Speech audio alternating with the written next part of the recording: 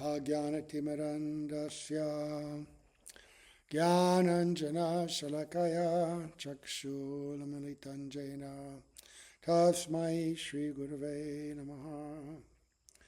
Guruve Gaurachandraya Radhikaya Tadalaye Krishnaya Krishna Bhaktaya Tad Bhaktaya Namo Namaha. Yam Pravajantam Anupeta Apeta Krityam Dvapaino Viraha Katara Ajuhava Putreti Tanmayataya Taravo Binedus Tam Savabhutam Hridaya Munimanatosmi Narayanam Namaskritya Naram Chaiva Narottamam Devim Saraswatam Vyasam Tato Jayamudirayat Bhaktya Vihina Parada Lakshai Tiptastikamari Tarangamadye Kripa Maitam Sharanam Prapanda Brinde Namaste Charanarvindam Tave Vasmi Najivami Tvayavina Iti Vigyaya Radhe Tvam Nayanam Charanandike Vancha Kalpatarubhyascha Kripa Sindhubhya Evacha Patitanam Pavanebhyo Vaishnavebhyo Namo Namaha. Okay, so we're going to begin by offering our most humble obeisance unto the lotus feet of our beloved Gurus, unto Sri Guru Pada Padmanithalita Bhavishta Om Vishnupad Asto Tarasata Sri Srimad Abhaya Charanaravinda Bhaktivedanta Swami Prabhupada, and to Sri Guru Pada Padmanithalita Bhavishta Om Vishnupad Asto Tarasat Sri Srimad Bhaktivedanta Narayan Goswami Maharaj, and our exalted Rupanuga Guru Varga, and all the assembled Vaishnavas, Vaishnavis. So today is what, Thursday? Thursday, Friday, Saturday is Sri Krishna Janmashtami. So we're going to read from chapter 3 today. We didn't quite finish 2. And then today, maybe tomorrow, but certainly then by Saturday, we want to read Srimad Bhagavatam directly so that we can access commentary by Sri Vishwanath Chakravarti Thakur, which I mentioned before the class, about the understanding of how Krishna took birth actually simultaneously in Braj and in Mathura. And his original Swayam Bhagavan form in Braj, and as his expanded form as Vasudeva Krishna in Mathura. But now we're going to read the Krishna book because this is a little disguised in the words of Shukadev Goswami. He disguised it for many different reasons. This tattva of how Krishna in Vrindavan is on the one hand the same as Krishna in Mathura, but yet not. Anyway, some of those details will be coming out. But for now, let us hear the birth of Lord Krishna, because everything that we consider when we talk about Sri Krishna and his expansions, and this is explained in Chaitanya Charitamrita, that there are considerations from the point of view of tattva, that all Krishna's incarnations, expansions, avatars, from the point of tattva, they're all identical. But from the point or the perspective of rasa, in other words, how they interact with their devotees and what qualities they display, there are differences. Right? So, in any case, let us begin. Birth of Lord Krishna, chapter 3, Srila Prabhupada says, as stated in the Bhagavad Gita, the Lord says that his appearance, birth, and activities are all transcendental, and one who understands them factually becomes immediately eligible to be transferred to the spiritual world. Right, Janma, Karma, Chame Divyam, Evam Yoveti Tattvataha, that verse. So the Lord's appearance or birth is not like that of an ordinary man who is forced to accept a material body according to his past deeds. the Lord's appearance is explained in the 2nd chapter. He appears out of his own sweet pleasure.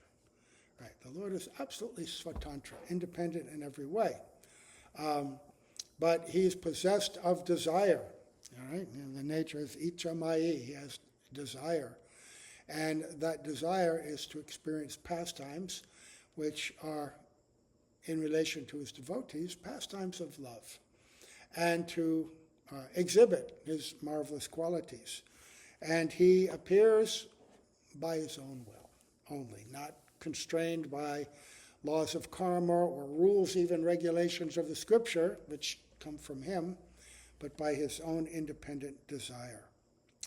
So, when the time was mature for the appearance of the Lord, the constellations became very auspicious. The astrological influence of the star known as Rohini was also predominant because this star is considered to be very auspicious. Rohini is under the direct supervision of Brahma. According to the astrological conclusion, besides the proper situation of the stars, there are auspicious and inauspicious moments due to the different situations of the different planetary systems. Yeah, according to astrology, there's the broad look, right, of constellations and the positioning of the planets. And so there are different nakshatras, what place or what planets and what houses, and very specific titis, right?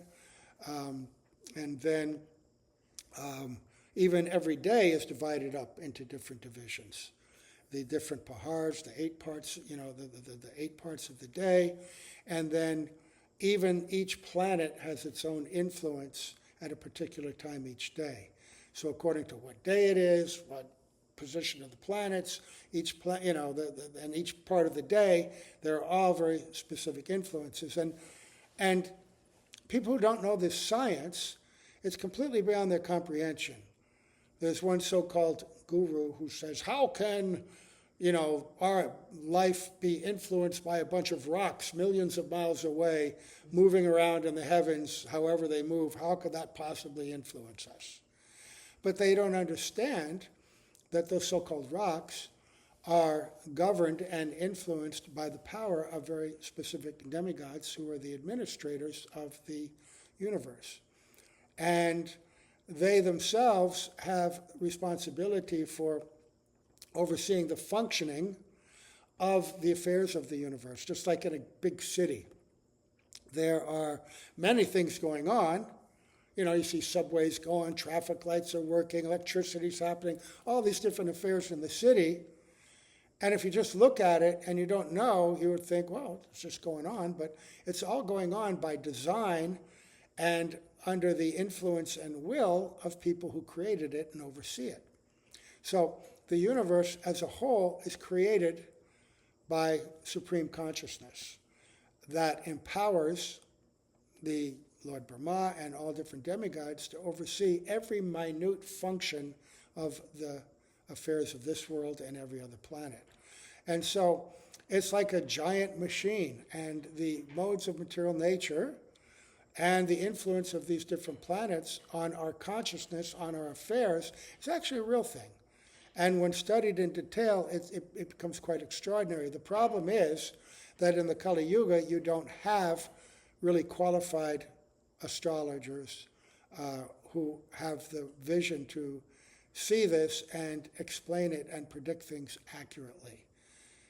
And so therefore it appears quite whimsical when you read all these different interpretations. And even people that try, it can be hit or miss, right? How many times have astrologers predicted, now the apocalypse is going to happen, now the world's going to come to war and everything's going to fall apart. And it didn't happen. So the fact that people can't practice properly doesn't mean that the science does not exist. And so Srila Prabhupada is explaining that at the time of Krishna's birth, the planetary systems were automatically adjusted so that everyone became auspicious. Everything became auspicious. And even in our limited way, we do understand the planets. Maybe we don't understand what Jupiter's doing or what Mars is doing, but we understand what the moon is doing. They say the tides, eclipses. We understand what the sun is doing, sending, what are those things? Sunspots, electromagnetic waves that influence our affairs to some degree here. Planets definitely influence us, but they don't have the subtle science to detect it in its full influence. But at this time, what happened? At that time, in all directions, east, west, south, north, everywhere, there was an atmosphere of peace and prosperity. There were auspicious stars visible in the sky.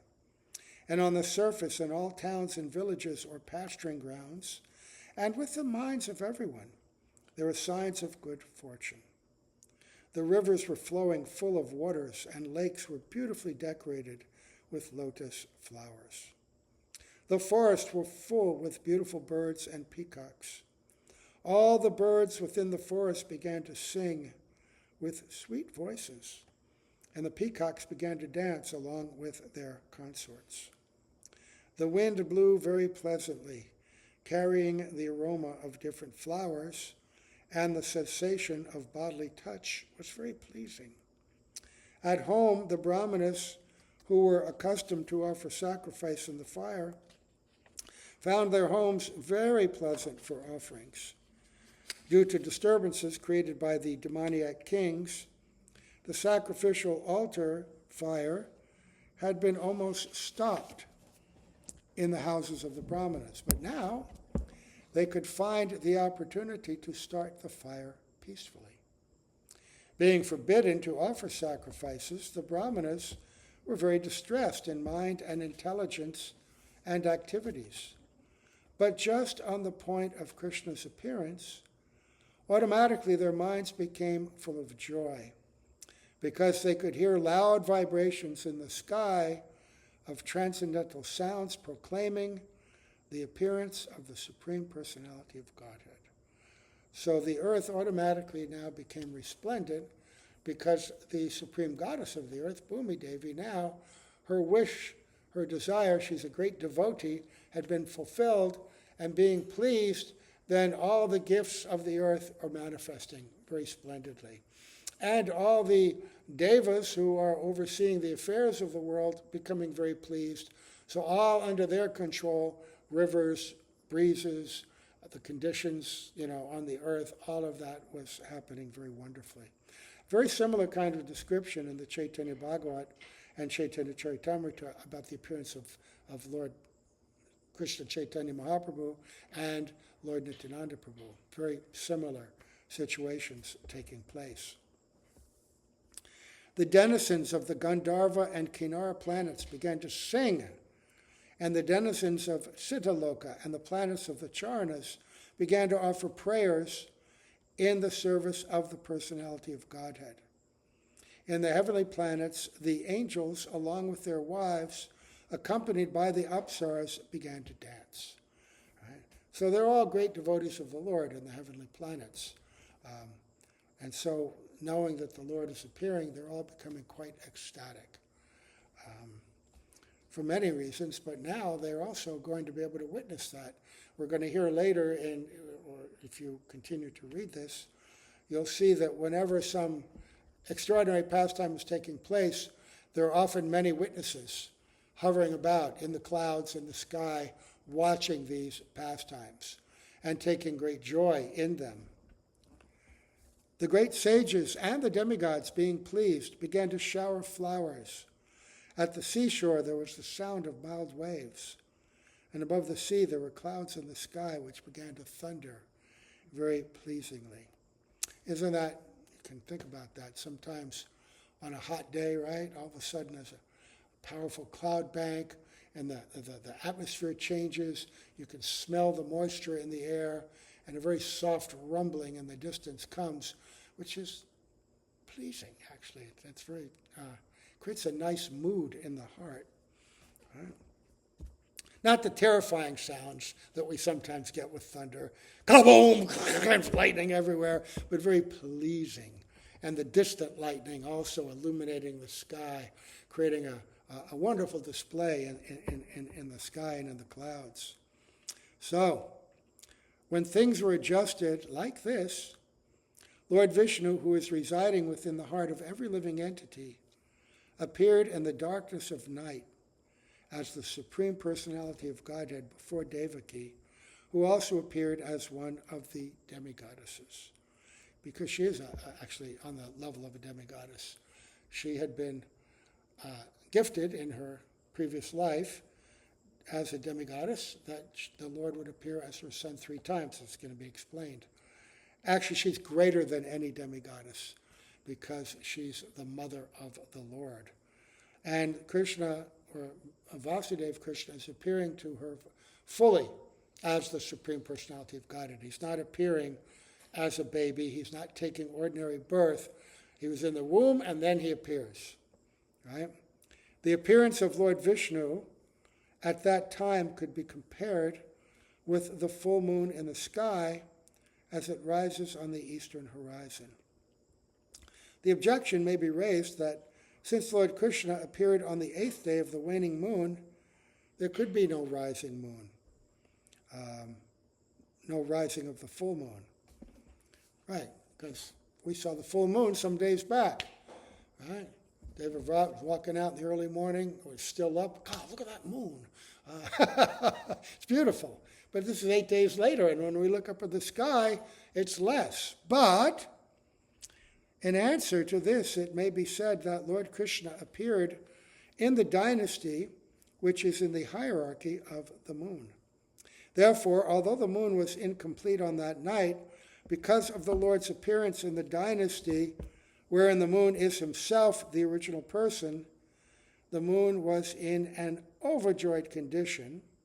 So by the grace of Krishna, he could appear just as a full moon. Right? Must have been astonishing to everyone. In an astronomical treatise by the name Kamanakya, the constellations at the time of the appearance of Lord Krishna are very nicely described. It is confirmed that the child born at that auspicious moment was the Supreme Brahman, or the Absolute Truth. Vasudeva saw that wonderful child born as a baby with 4 hands, holding conch shell, club, disc, and lotus flower, decorated with the mark of Srivats, wearing the jeweled necklace of Kaustuba stone, dressed in yellow silk, appearing blazing like a bright blackish cloud, wearing a helmet bedecked with a Vaidurya stone, valuable bracelets, earrings, and similar other ornaments all over his body, and an abundance of hair on his head. Due to the extraordinary features of the child, Vasudeva was struck with wonder. How could a newly born child be so decorated? He could therefore understand that Lord Krishna had now appeared. And he became overpowered by the occasion. Right? So, here's a picture.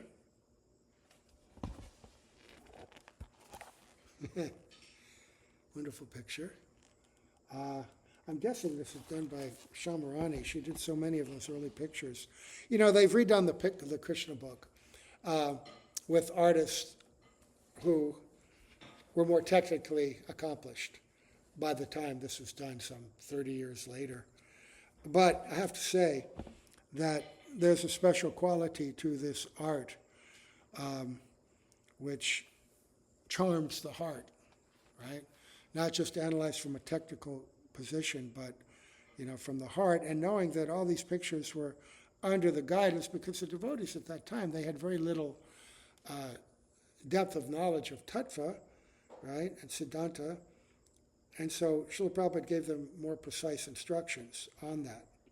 So they're showing him appearing fully as the Lord, and then taking a baby-like form afterwards. So he calls him a child, a baby, but there's also indication that when he appeared, he was, fully Vishnu.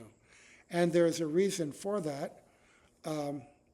Vasudeva very humbly wondered that although he was an ordinary living entity conditioned by material nature, and was externally imprisoned by Kamsa, the all-pervading personality of Godhead Vishnu, or Krishna, was appearing as a child in his home, exactly in his original position. So, exactly in his original position. No earthly child is born with 4 hands, decorated with ornaments and nice clothing, fully equipped with all these signs of the supreme personality of Godhead.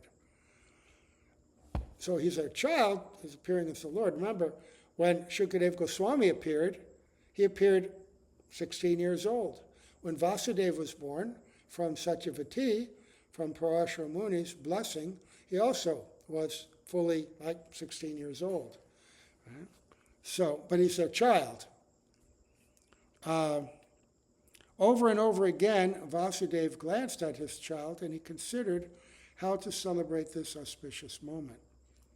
Generally, when a male child is born, he thought, people observe the occasion with jubilant celebrations. And in my home, although I am imprisoned, the Supreme Personality of Godhead has taken birth. How many millions and millions of times should I be prepared to observe this auspicious ceremony? When Vasudeva, who is also called Anakadundubi, was looking at his newborn baby, he was so happy that he wanted to give many thousands of cows in charity to the Brahmanas. According to the Vedic system, whenever there is an auspicious ceremony in a Kshatriya king's palace, the king gives many things in charity. Cows decorated with golden ornaments are delivered to the Brahmanas and sages. Vasudeva wanted to perform a charitable ceremony to celebrate Krishna's appearance. But because he was shackled within the walls of Kamsa's prison, this was not possible. Instead, within his mind, he gave thousands of cows to the Brahmanas. So this is also seva, right? If you can't give directly, you can give from the heart, within your mind, right? And Sri Guru, Krishna, they're very happy because by that sentiment. And of course, with these self-realized personalities, these eternally liberated associates, there's no difference, actually. So, when Vasudeva was convinced that the newborn child was the Supreme Personality of Godhead, he bowed down with folded hands and began to offer him prayers. At that time, Vasudeva was in the transcendental position, and he became completely free from all fear of Kamsa. The newborn baby was also flashing his effulgence within the room in which he appeared. So, I'm a little confused because sometimes it says baby, sometimes, fully in that form. So, and then he's going to say something else later. But whether he's in the baby form or looking like fully beautiful Kishore form, he's still got all the ornaments and everything else and all the signs of the Supreme Lord. So Vasudeva began to offer his prayers. My dear Lord, I can understand who you are. You are the Supreme Personality of Godhead, the super soul of all living entities, and the absolute truth. You have appeared in your own eternal form, which is directly perceived by us. I understand that because I am afraid of Kamsa, you have appeared just to deliver me from that fear.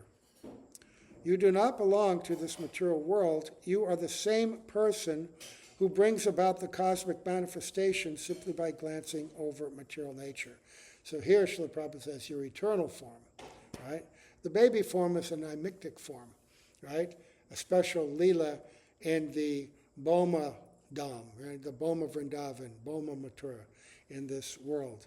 His killing of demons is nimitic lila. Doesn't exist in Goloka Vrindavan.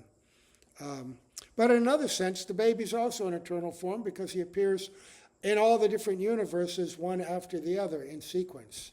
So, I don't know. One may argue that the Supreme Personality of Godhead, who creates the whole cosmic manifestation simply by his glance, cannot come within the womb of Devaki, the wife of Vasudeva. To eradicate this argument, Vasudeva said, My dear Lord, it is not a very wonderful thing that you appear within the womb of Devaki, because the creation was also made in that way. You were lying in the causal ocean as Mahavishnu, and by your breathing process, innumerable universes came into existence. Then you entered into each of the universes as Garbhodakshai Vishnu.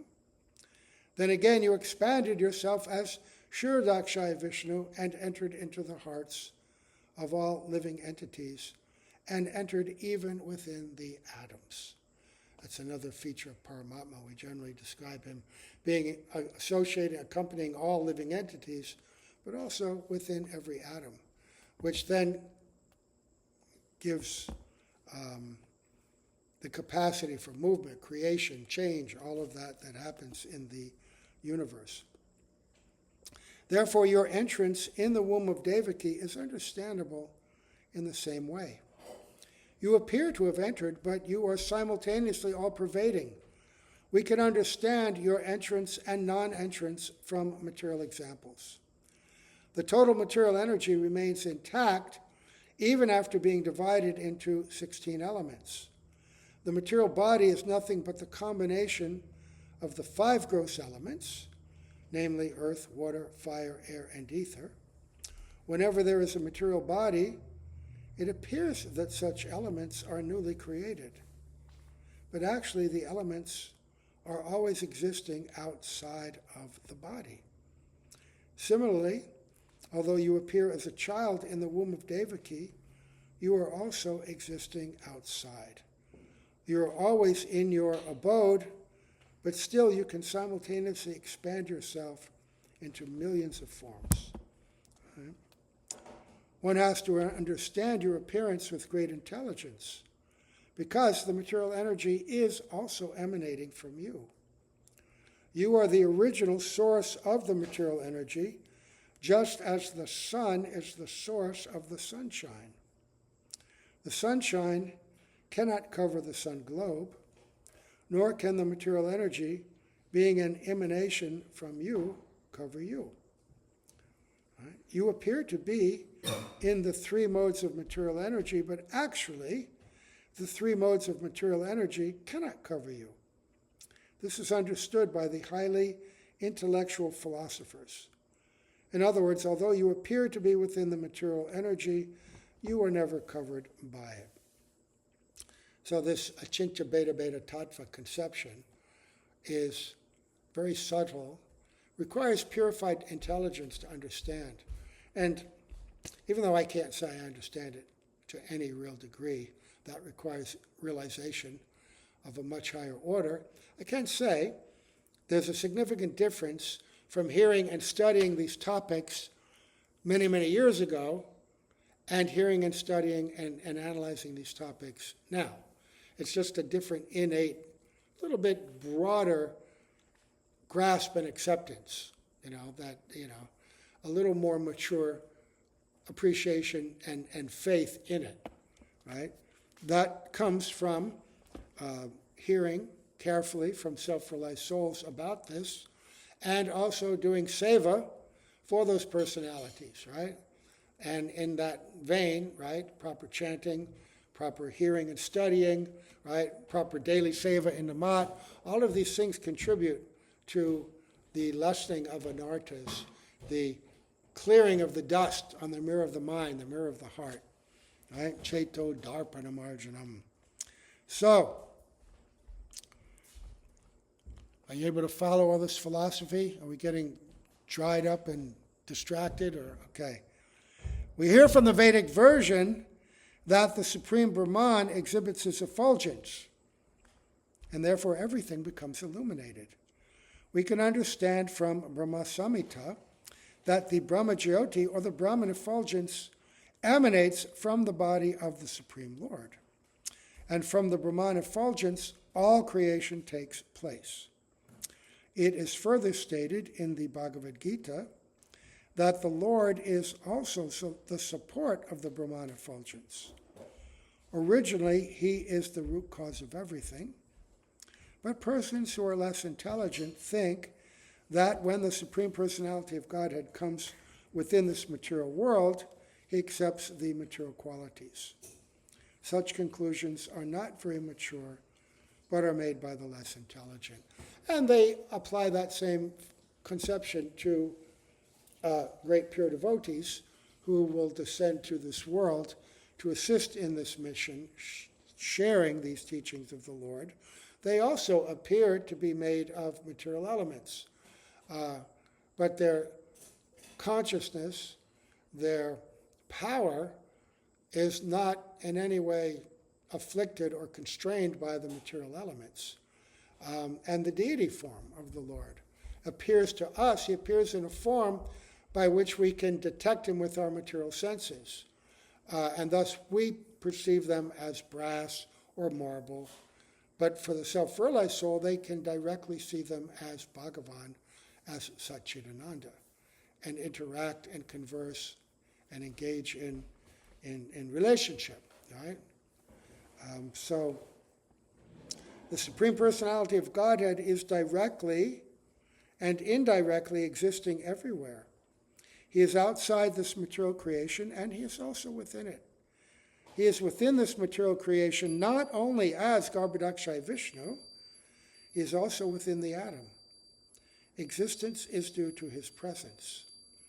Nothing can be separated from his existence. Another thing to note, that remember that the material energy is an expansion of the Lord's internal potency, the spiritual energy. It's called a vitiated, a expansion, that sometimes means degraded, but it means a lesser kind of energy, where the same qualities that exist in Satchit Ananda exist here and are expressed here, but they exist and expressed here in a very diminished, and you could even say perverted way. So in terms of the idea of existence, Sandhini Shakti, we don't see the soul, we don't see the eternality, because of false ego, we think existence means this body and the life within, the life of the body, right? And some Samvita knowledge means whatever meager knowledge we can acquire through our senses, through our gross senses and subtle senses in the mind, and analyzing with the intelligence. And Ladini means how we enjoy limited pleasure through the interaction of the senses in exchange with gross matter and other living entities like us so afflicted. But for the Lord, the material energy is his energy, and it's fully under his power, and he can make it manifest and do whatever he wants, just like the spiritual energy, right? So, in the Vedic injunction, we find that the Supreme Soul, or the root cause of everything, has to be searched out, because nothing exists independent of the Supreme Soul, right? Atato Brahma Jigyasa, right? That's what you have to do. Therefore, the material manifestation is also a transformation of his potency. Both inert matter and the living force, the soul, are emanations from him. Only the foolish conclude that when the Supreme Lord appears, he accepts the conditions of matter. Even if he appears to have accepted the material body, he is still not subjected to any material condition. Right? That's the point. He might appear like that, but there's no material limitation. Krishna has therefore appeared and defeated all imperfect conclusions about the appearance and disappearance of the Supreme Personality of Godhead. And that also appears to Sri Nam. This discussion on the nature of Sri Nam is found in so many places, and one common question is, how can a material sound vibration create a spiritual result? Right? And the point is that Golokera Premadam Harinam Sankirtan. The transcendental name of the Lord has descended from the spiritual realm. Krishna in his name, what is it? How does it begin? Nama Chintamani Krishnas Chaitanya Rasa Vigraha Purna Shuddha Nitya Mukto Binatva Namanamino. This describes Krishna's name. It's fully transcendental, full of ras, eternal, perfect, complete, non-different from Krishna himself, right? And it can give all blessings to all living entities. It's not material, but again, just like we perceive the deity to be material, we perceive that transcendental sound vibration. And we ourselves are not capable necessarily of uttering transcendental sound vibration yet. Right? Atak Sri Krishna namari na bhavadgrayam indriyaya. The material senses can't detect or engage in transcendental activity on that level, but sevan mukhehi jivadao swayameva sparatyado, by engaging in the process of sadhana bhakti, service to the Lord, the senses, the consciousness, everything becomes purified, and we're able to detect and actually utter all of that. But even though we perceive that name to be material, even when uttered by a pure devotee, the effect goes into the heart and plants these seeds of the desire to awaken, the desire to serve the Lord, the desire to love the Lord.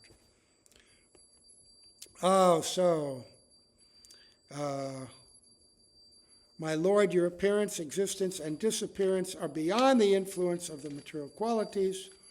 Because your Lordship is the controller of everything and the resting place of the Supreme Brahman, there is nothing inconceivable or contradictory in you.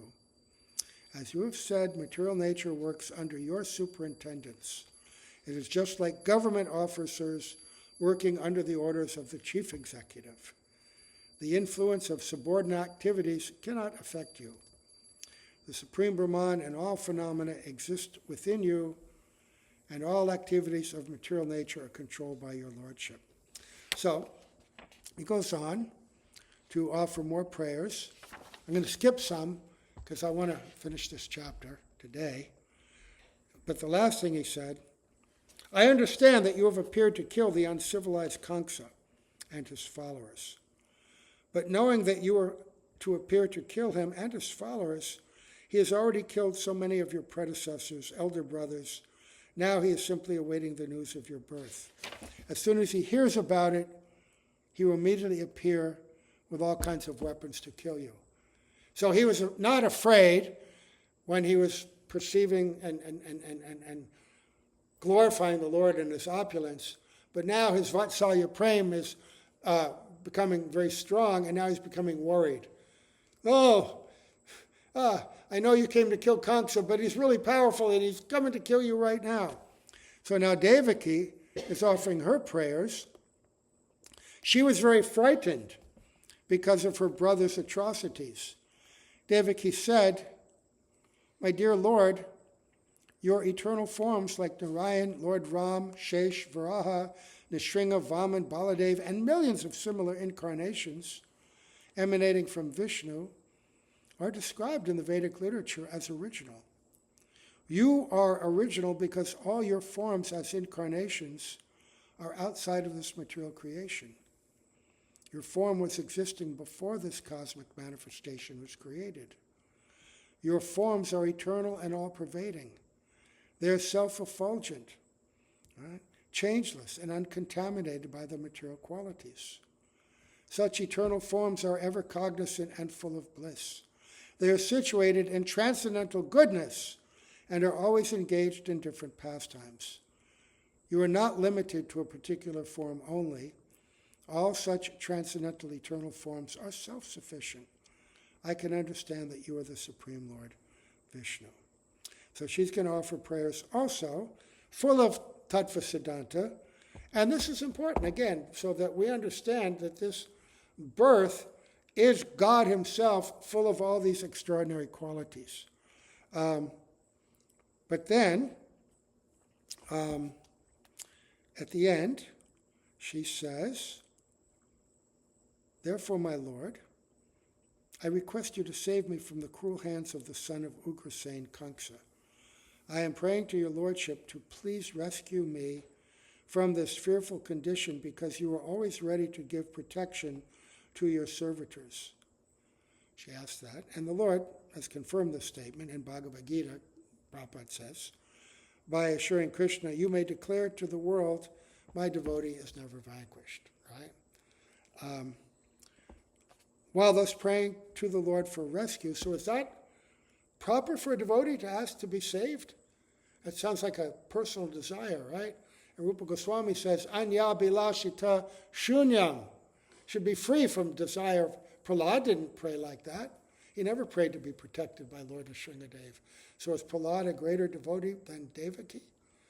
Rupa Goswami, when he gives his verse, Anya bilashita shunyam, Anya bilash means separate desire. We have to be free from that. But in the end, he has two suffixes which become combined, Anya bilashi ita, which means that under extraordinary circumstances and the influence of prema, one may pray for something that appears to be personal. Like Devaki prayed that the Lord protect her from the atrocities of Dukshashan trying to disrobe her in the assembly.